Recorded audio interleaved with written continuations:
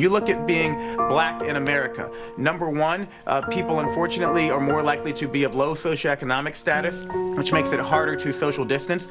Number two, we know that blacks are more likely to have diabetes, heart disease, lung disease, and I and many black Americans are at higher risk for COVID. It's why we need everyone to do their part to slow the spread.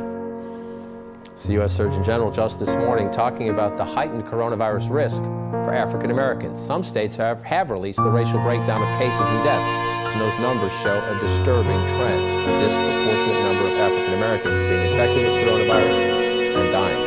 Joining me to share their expertise in their reporting, Dr. Kamara Jones, the former president of the American Public Health Association, Politico's Laura Barone-Lopez, and CNN's Van Jones.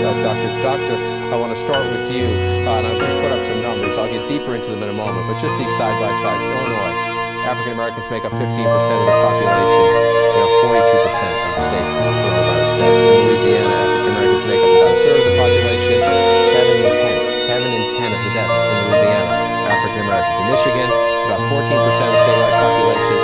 More than 40% of the deaths in Michigan from COVID-19 in the African American community. It's a combination of things, I'm sure. Some is the urban density, some is the disparity in the healthcare systems.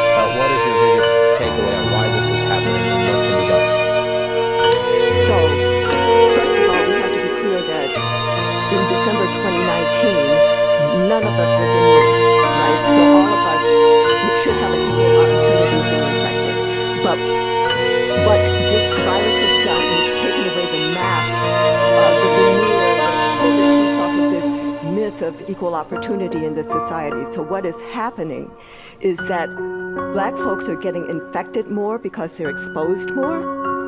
And once infected, they're dying more because their bodies, our bodies, have borne the burden of chronic disinvestment, active neglect in our communities. So when I look at it, it is because of structural racism, which puts us in the more forward-facing jobs so that we're more exposed and less valued, don't even have the protection that we need. And this chronic, the residential segregation that turns into employment segregation, educational segregation, environmental hazard segregation, all of those insults in our bodies have given us more of these so-called pre-existing conditions. So once we're infected, we have more severe outcomes from the disease. I want you to listen, Van, I want to come to you next, but I want you to listen to the governor of Louisiana, who's looking at these numbers and says, as Dr. Jones just said, this is a horrible thing and we better learn about it as soon as we can. Right now, slightly more than 70% of all of our deaths are among African Americans, who make up about 32% or so of the overall population of our state. So obviously this is a big disparity, and we're going to try to figure out what that is attributable to and what we can do about that as quickly as possible. And Van, as you come in, I just want to put the numbers, just Louisiana numbers up side by side, because people need to look at the numbers and let them sink in when you look at it. 33% of the population of the state of Louisiana is African American. 7 in 10 of the deaths in the state of Louisiana are among African Americans. That's just a more than double your proportion of the population. When you hear the governor there, Van, I take him at his word that he is very well intended. You also know the history here. We have a crisis, everybody ramps up, a lot of money gets spent, and then some of the disparities that may have been a major factor in contributing to the crisis, when they're over, they either get forgotten, put aside, or there's not enough resources to deal with them. Look, I was in conversation with the governor yesterday. I know that he is well intentioned, but here's the reality. We got off on the wrong foot here from a media point of view and from a community point of view. Everyone started saying in the black community, this is a white folks thing. You're hearing about white folks in nursing homes, you're hearing about white folks who went to China. And in fact, a rumor got started that black people were literally immune to this disease. That was all over the internet. It started off as a joke. People took it seriously. And in fact, you've seen this before with HIV. Oh, HIV, that's just for gay people. I don't have to worry about it. And then it spread everywhere. This is a disease. The numbers for the black community are going to be completely different than the numbers coming out of China or Italy, because it's an epidemic jumping on top of a bunch of other epidemics already in the black community. We already have an epidemic of high blood pressure, which is lethal if you get this disease. Nobody's saying that. We already have an epidemic of asthma, obesity, etc. In other words, you got to start saying to your black relatives, your black friends, do you take pills every day? If you take pills every day, or you're supposed to, get your butt in the house and don't come out, because you are going to die. Well, I'm not 80 years old. I don't know. It's not just age. In our community, it's going to be, are you sick? And black people are underinsured, underemployed, and barely healthy on a good day because of things that were just mentioned. We have to change the discussion. We can't say comorbidities. That doesn't mean anything to the people who are in harm's way. The people who are in harm's way, do you take pills every day? Do you got sugar, diabetes? Do you got pressure, high blood pressure, hypertension? You could die in a week. You cannot be here.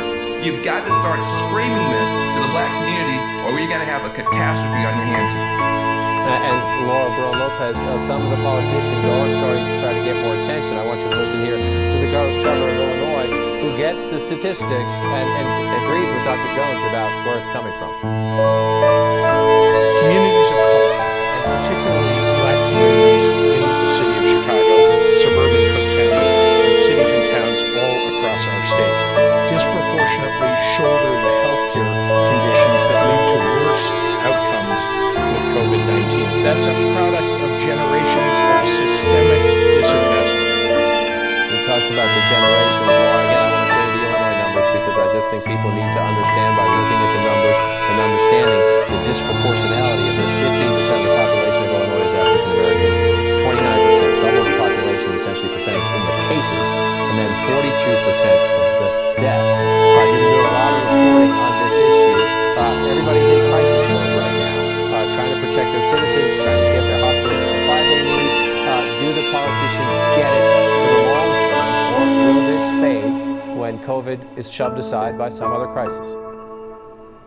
Well, it's really key to ensure that this is something that doesn't get brushed aside after coronavirus is more contained is that data, and there's a lack of data right now. And this has been a long issue in the public health sector. Public health experts, epidemiologists have long warned about this. They've said that when a pandemic like this comes, we do not have the structures in place.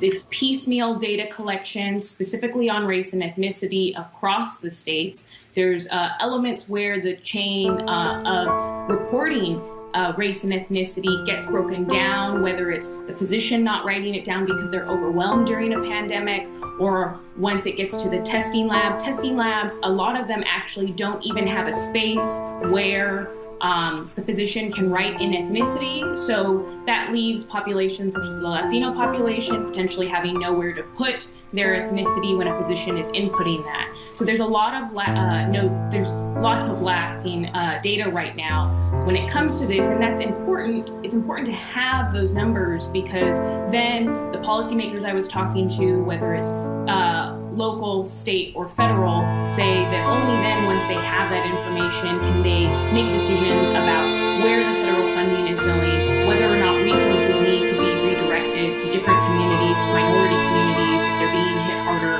And so that's really the key question right now. And states like New York actually told me that they hadn't been collecting the data up to this point, and that they are going to on race and ethnicity moving forward. Also, Pennsylvania admitted that they just aren't collecting race and ethnic data at all, which was stunning. Laura and Dr. Jones, thank you for your time today. Come back and make sure. Go ahead, Van. Go ahead. Just two things. One thing that every governor can do is to reduce the prison population. You can get people home safely, you can put ankle bracelets on them. That's going to be a big, big problem. All those people sitting there in jails are going to get sick, and bring that back out. And another thing, rush the respirators to black communities, rush the masks to black communities. You already know where it's going to blow up. Let's get there first. All three of you And I just have one more thing. Please, absolutely. Right. So what I have to say is, when we get these numbers, we can't just sit on it. We must act, because one of the most nefarious ways that racism operates is through inaction in the face of need. So we cannot just be documenting these numbers. We must get the resources there and the information in the communities that are hardest hit.